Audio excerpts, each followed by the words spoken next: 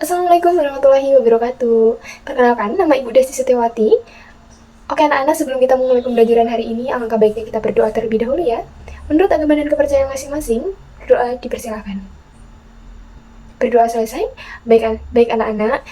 Sebelum memulai pembelajaran hari ini, Ibu ada sedikit motivasi nih untuk kalian. Nah, setiap belajar itu kita harus mengawali dengan yang namanya semangat dan tekad yang kuat.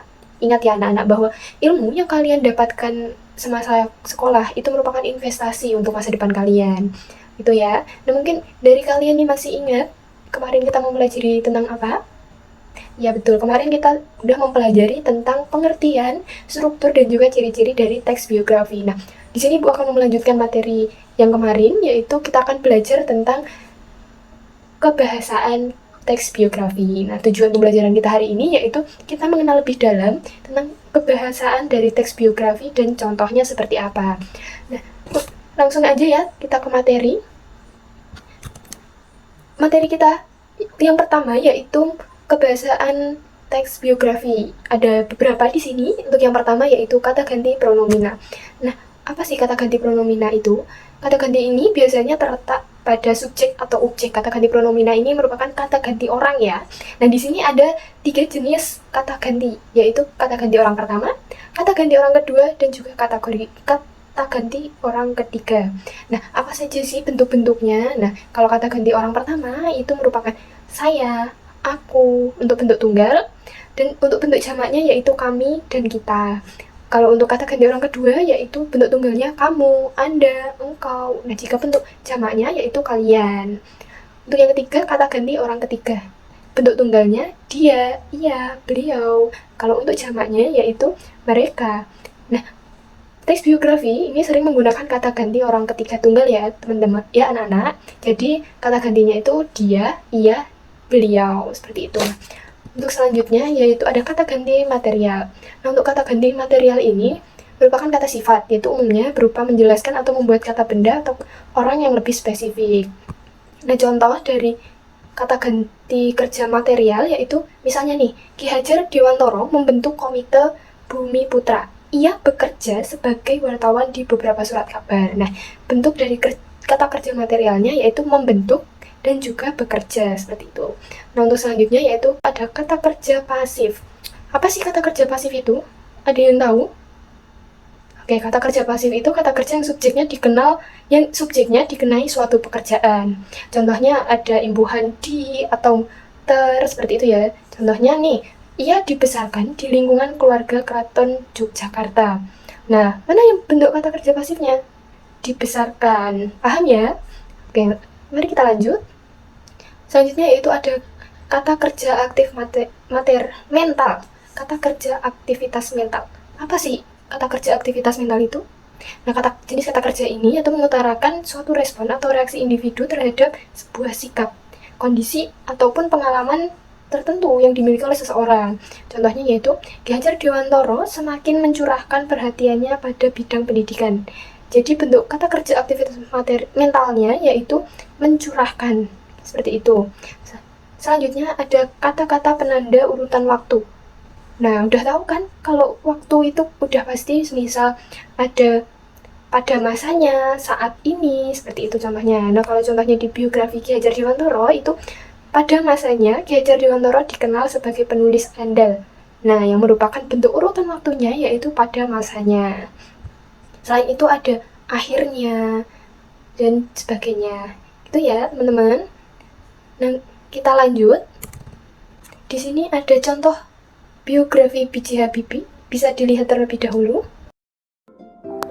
Assalamualaikum warahmatullahi wabarakatuh. Perkenalkan, nama saya Najib Furna Akbar. Pada kesempatan kali ini saya akan membacakan teks biografi singkat mengenai Pak B.J. Habibie. Baharudin Yusuf Habibie atau dikenal sebagai B.J. Habibie adalah pria Parepare, Sulawesi Selatan, kelahiran 25 Juni 1936. Pak Habibie menjadi presiden ketiga Indonesia dan pernah juga sebelumnya menjadi wakil presiden rakyat Indonesia ke-7. Di masa kecil, Pak Habibie telah menunjukkan kecerdasan dan semangat tinggi pada ilmu pengetahuan dan teknologi khususnya fisika. Selama 6 bulan, ia kuliah di Teknik Mesin Institut Teknologi Bandung dan dilanjutkan ke Rhein Westfalische Technische Hochschule Jerman pada tahun 1955. Pak Habibie muda menghabiskan 10 tahun untuk menyelesaikan studi S1 hingga S3 di Aachen, Jerman.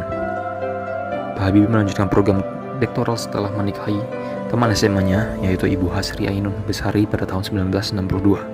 Bersama dengan istrinya tinggal di Jerman, Pak Habibie harus bekerja untuk membiayai kuliah sekaligus biaya rumah tangganya. Pak Habibie mendalami bidang desain dan konstruksi pesawat terbang. Tahun 1965, Pak Habibie menyelesaikan studi S3-nya dan mendapatkan gelar dokter insinyur atau disebut dokter teknik dengan indeks prestasi summa cum laude. Nah, itu tadi anak-anak tayangan dari biografi B.J. Habibie ya. Jadi biografi itu menjelaskan seperti kapan tokoh tersebut lahir, di mana tokoh tersebut tinggal, bagaimana pendidikan beliau, setelah itu pekerjaan beliau dan sebagainya. Nah, untuk penugasan dari materi ini yaitu kalian bisa membentuk kelompok ya, anak-anak yang terdiri dari 4-5 orang. Kemudian di buku paket halaman 192 itu ada teks biografinya Muhammad Hatta. Nah, kalian bisa cari bentuk kebahasaan dari teks tersebut. Tadi kan Ibu sudah menjelaskan kalau ada unsur kebahasaannya itu mencakup kata ganti orang, kata kerja material, kata sifat, kata kerja pasif, kata kerja aktivitas mental, dan yang terakhir kata penanda urutan waktu. Nah, itu bisa kalian cari dari teks biografinya Muhammad Hatta, kemudian kalian bisa isi di LKPD kalian ya. Bisa dipahami? Baik, kalau bisa dipahami.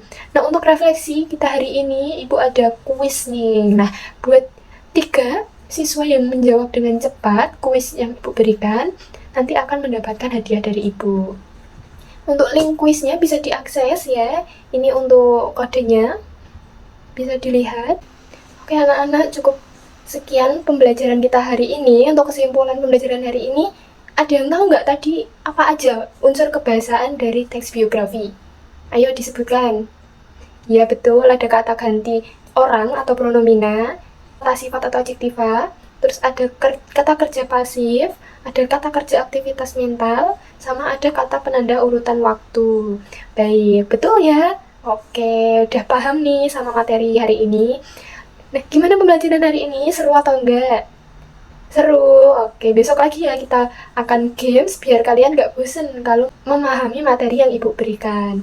Nah, kita tutup pembelajaran hari ini dengan doa kafaratul majelis. Subhanakallahumma wa bihamdika asyhadu an la ilaha illa anta astaghfiruka wa atubu ilaik. Wabillahi taufiq wal hidayah. Wassalamualaikum warahmatullahi wabarakatuh.